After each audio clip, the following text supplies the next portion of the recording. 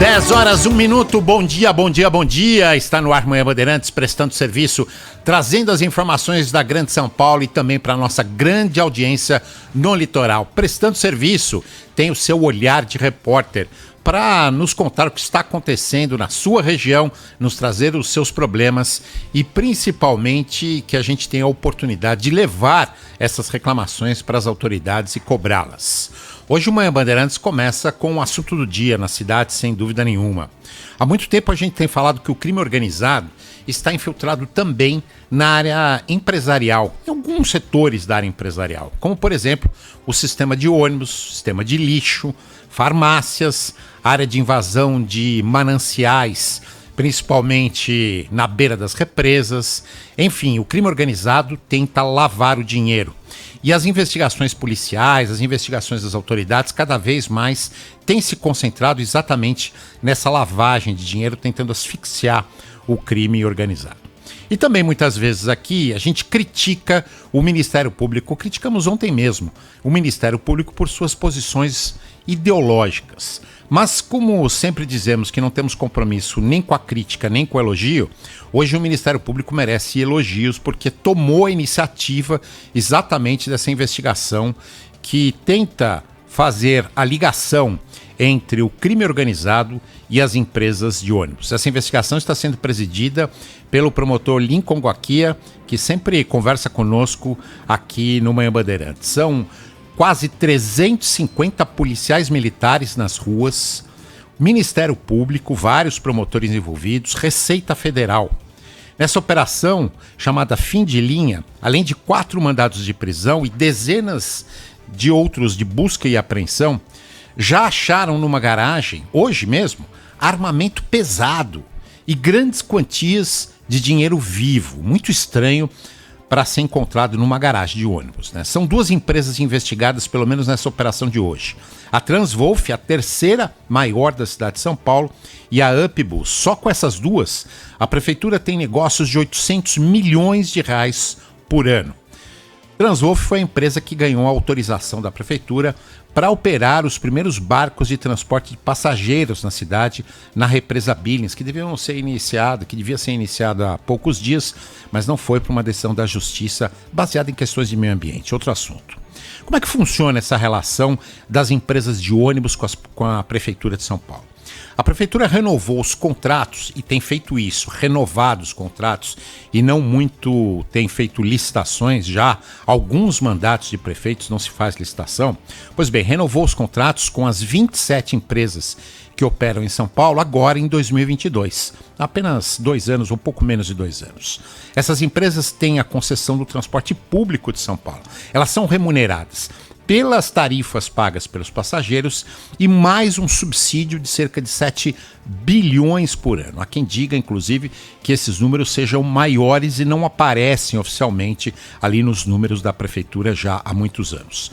A operação Fim de Linha acontece também em outras cidades, não só em São Paulo, mas na Grande São Paulo e até no litoral.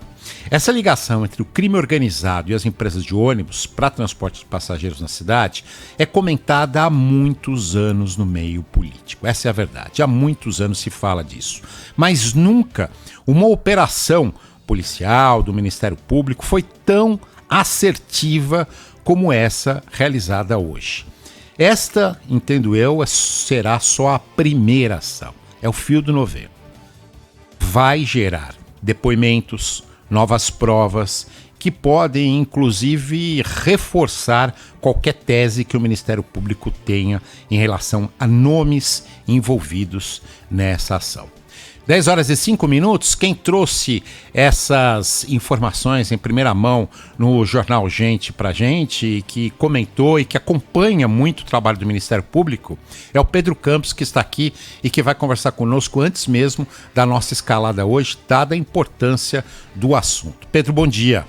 Bom dia, Sabino, bom dia, Lupato, bom dia a todos que acompanham o Manhã Bandeirantes. Como você disse, viu, Sabino, é uma investigação importante, uma das maiores operações envolvendo o Ministério Público, a Polícia, a Receita Federal dos últimos tempos. Mais de 340 policiais saíram às ruas hoje cedo para cumprir 4 mandados de prisão e 52 mandados de busca e apreensão.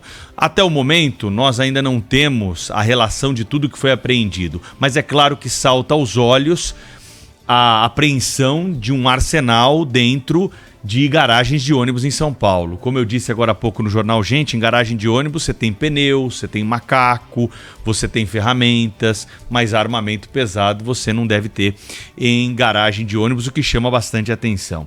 Essas 2 empresas mencionadas, elas transportam 700 mil passageiros em São Paulo. 800 milhões de reais é o tamanho do contrato com a prefeitura.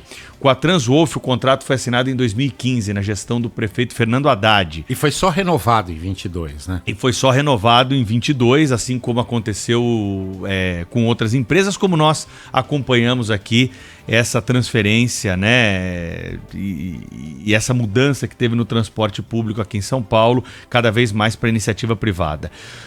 29 envolvidos estão desde o início dessa operação e dessa investigação. Então o Ministério Público, como você colocou, tem um material farto, são 600 milhões de reais já bloqueados pela Justiça. E é claro que a partir dessa operação nós vamos ter um afunilamento e aí tudo que foi colhido vai parar no judiciário para o julgamento desses envolvidos. É muito grave que nós tenhamos o crime organizado lavando dinheiro em licitações com o poder público. Afinal de contas, é que o crime organizado lava dinheiro, todo mundo sabe. Agora, quando é com o poder público, o buraco tem que ser mais embaixo. Em outubro do ano passado, o promotor Lincoln Gaki esteve aqui na Rádio Bandeirantes, concedeu uma entrevista exclusiva para nós e falou o seguinte: o Ministério Público está avançando em 3 frentes ligadas à participação do crime organizado nos poderes públicos. Primeira delas, OSs da saúde de prefeituras pequenas, onde vocês compreendem muito bem que é muito difícil mensurar ali o número de atendimentos, então você consegue fazer um remanejamento se quiser fazer coisa errada. Essas OS são instituições privadas que são contratadas pelas prefeituras para prestar o serviço de saúde básica, de saúde primária, em substituição à própria prefeitura. Foi uma forma que a prefeitura achou aí, e várias prefeituras, como disse o Pedro, fazem esse tipo de negociação com essas OS, muitas vezes ligadas a grandes entidades, outras vezes pouco conhecidas, né? Sim, quando é ligado a uma grande entidade, até é bom, né, lógico. Por exemplo, o Hospital Albert Einstein assume postos de saúde públicos aqui da favela de Paraisópolis. Quando que alguém que mora em Paraisópolis poderia ser atendido por alguém que trabalha no Einstein? E são entidades que estão acima de qualquer suspeita. O problema são as pequenas entidades desconhecidas, formadas muitas vezes nas vésperas de uma licitação. Exatamente. Outro assunto, né, Sabino, que sempre é polêmico aí quando a gente vai investigar, que são os contratos do lixo, né? Quanto lixo se recolhe, como que é feita essa coleta. Então esses contratos também estão na mira do Ministério Público. Aliás, Pedro, você me permite, a gente vai batendo bola aqui. Contratos de lixo que estão para ser renovados esse ano. Poderia haver uma licitação esse ano, não vai acontecer, e o que vai acontecer é a renovação com os atuais fornecedores. E o transporte público. E aí há uma suspeita de longa data de envolvimento do crime organizado, e hoje nós vamos ter, com certeza, um degrau acima, né, no esclarecimento dessas questões todas, numa entrevista coletiva que está marcada para a hora do almoço lá no Ministério Público de São Paulo, na rua Riachuelo, onde os promotores do GAECO envolvidos aí nessa investigação, são 5 anos de investigação, eles vão detalhar tudo aquilo que investigaram, o que foi colhido hoje de prova e o que acontece daqui para frente com esses contratos do transporte público em São Paulo. O prefeito Ricardo Nunes também confirmou presença nessa entrevista coletiva e vai ser bom a gente ter a palavra do prefeito, né, do mandatário aqui do Executivo paulistano, para entender como é que é essa relação da prefeitura com essas empresas e quais atitudes serão tomadas, porque essas empresas vão ser proibidas de operar. E aí a prefeitura, das duas uma, ou vai ter que operar como acontecia há muitos anos, né, na antiga e fechada CMTC, extinta CMTC, ou ela vai ter que repassar isso para as outras empresas, né, que atuam na mesma região. Então vai ser importante o prefeito esclarecer. As apurações iniciais mostram que a prefeitura assume, pelo menos temporariamente. Eu aposto que o prefeito vai fazer isso, né, Sabino? Até porque ele não vai deixar a população sem ônibus no momento desse. E o Tribunal de Contas e o Ministério Público, na parte que investigam esse tipo de contrato, vão ter que entender que a população não pode pagar esse pato. Pelo contrário, a população é a mais vítima de toda essa história aqui, é a população que depende do transporte público de São Paulo. Então, contrato emergencial, contratação emergencial nesse caso. Não, e aí tem um outro risco de você chamar uma outra empresa para prestar esse serviço, que é o seguinte, as investigações do Ministério Público não terminaram. E a prefeitura não tem acesso a elas ainda. Dado de você contratar para prestar o serviço aí durante um mais tempo... Mais uma envolvida, a batata vai assar. E em relação ao transporte público e essa possível participação do crime organizado, além da contagem não ser tão precisa assim, né? Você não tem exatamente o número de passageiros que passam por cada uma dessas empresas todos os dias. É uma estimativa. E a grana é altíssima. Para você ter uma ideia... 700 mil passageiros passam pelos ônibus da UpBus e da Transwolf, que operam principalmente na zona sul de São Paulo. Só nessas duas, 700 mil. Em passagem, isso dá 3 milhões e 80 mil reais por dia. É muita grana, né? É muita grana. É muito dinheiro. Que no passado, vocês vão lembrar, normalmente era pago em dinheiro. E aí que o crime organizado se aproximou das empresas de ônibus para poder lavar mais facilmente. É a mesma coisa que acontece com os postos de gasolina, né? Que também foram...